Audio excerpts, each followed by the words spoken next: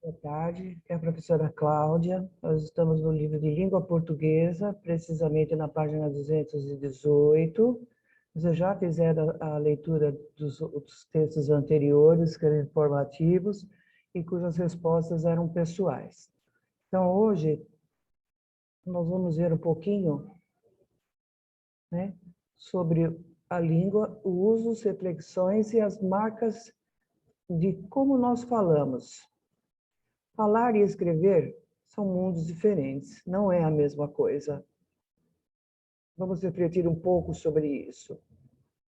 Aqui, vocês vão ler o trecho a seguir, que foi transcrito, algo oral que foi registrado por escrito. Por exemplo, eu estou falando alguma coisa, vocês vão transcrevendo, escrevendo o que eu estou falando, como se fosse um ditado, e adaptado da gravação de uma conversa. Nesse trecho, há dois interlocutores, duas pessoas conversando. Tá?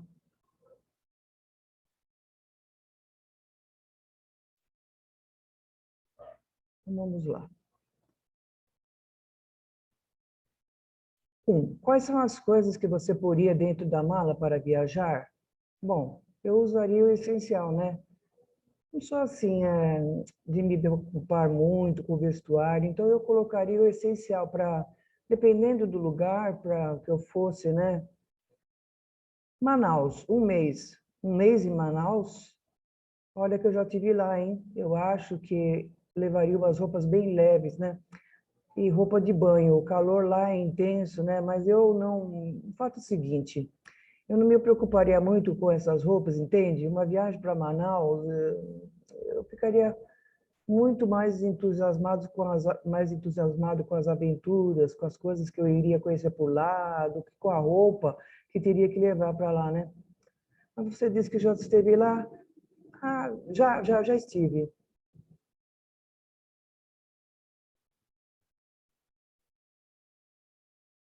Vocês vão conversar comigo, né? O que vocês perceberam nesse trecho da fala desses dois interlocutores? A escrita, ela é diferente da fala, né? Ela é diferente da fala, que é a vista de cima do Teatro Amazonas, um dos principais pontos turísticos da arquitetura local, Manaus, né?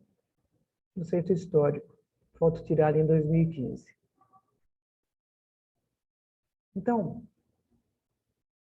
a linguagem falada, ela, não, ela é digamos, é uma linguagem mais informal, com a qual nós não nos preocupamos muito com as terminações, com as conjugações verbais. Por exemplo, tinha no lugar de iria, ficar, ficaria, iria, levar, levaria. Nós temos mais liberdade para falar, né? Mesmo a preposição para, né? A gente pode contrair para pra. O que é né? Né é a contração, não é? E nós, acabei de falar, esse assim, é como é, né? Vocês sabem disso. Então, a língua falada, eu costumo dizer, né, que a língua falada da língua escrita, ela pertencem a mundos diferentes, né? Vamos fazer um registro coletivo do que a gente já concluiu até agora. O que houve na fala que não pôde ser indicado com precisão na escrita. Você não conseguiu, o que é precisão na escrita? Detalhar, né? Colocar um pormenor, algo muito minucioso, possibilidades, as pausas, interrupções para pensar, para expressar uma hesitação, ou uma afeição, ou uma dúvida, ou a entonação, modulação de voz. Se você tivesse lido aqui, eu dei interpretação para o texto. E palavras empregadas na fala, presentes no trecho lido, são menos comuns na escrita.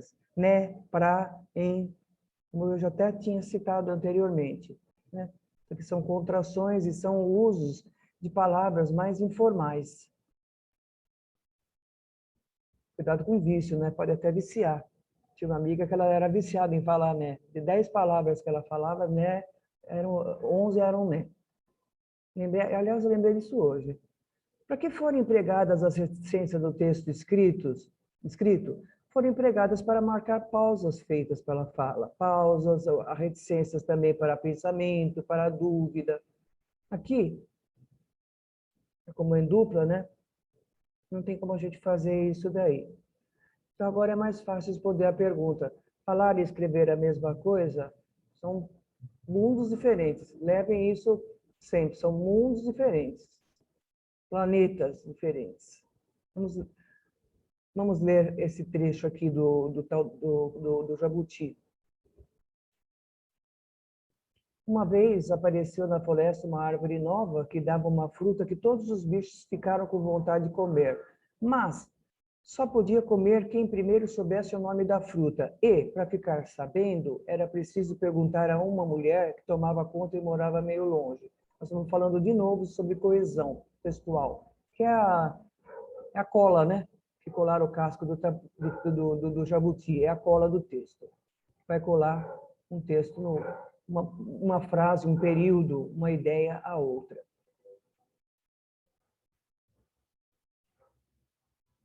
Complete os itens abaixo com as palavras ou expressões destacadas correspondentes.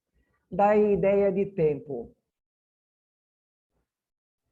Uma vez, certa vez, quando a tartaruga resolveu, quando, numa noite, numa tarde, certa manhã, para acrescentar uma ideia. Isso aqui eu costumo dizer que o E é a mesma coisa que o sinal de mais da matemática. Uma coisa. Contraria uma ideia, né? Você faz você concorda, mas não concorda muito, né? Mas, entretanto, tem um clube aí, né?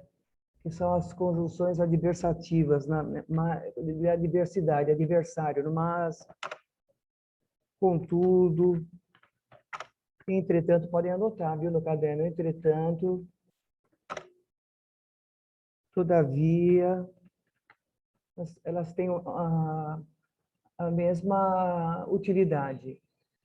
Mas o nome era enorme e complicadíssimo. Quando chegava na metade do caminho, o bicho já havia esquecido e não podia voltar lá para perguntar de novo para a mulher. Precisava guardar bem direitinho na cabeça sem esquecer. Então, vamos completar os itens abaixo com as palavras destacadas. A ideia de tempo,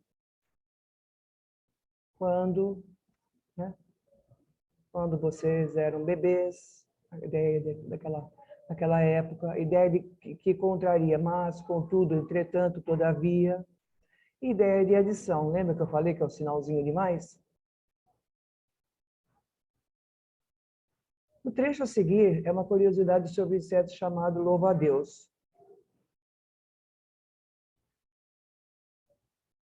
O louva-a-Deus ganhou esse nome porque costuma ficar parado com as patas unidas como se estivesse rezando. Olha que bonitinho. Ele se coloca nessa posição para caçar. Nesse trecho foram destacadas palavras de ligação no meio das frases. Observe e escreva a ideia que cada uma delas está aqui. Porquê e como ser. Então, o porquê é a ideia de explicação. A gente já viu isso no porquê junto, que é de justificativa, a ideia de explicação.